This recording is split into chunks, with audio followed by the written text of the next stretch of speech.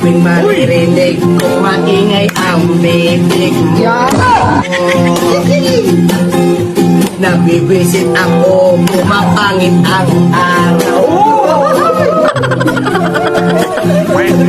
Hindi ko alam ba't ikaw naging misis ko. Ako'y nainis ay maghiwalay na lang tayo. Ang misis ko'y nagtotoyo.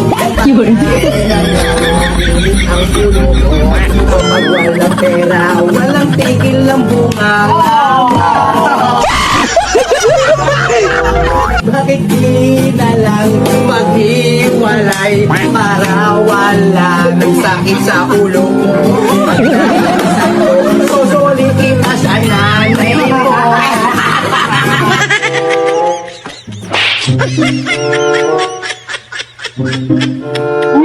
Ayo,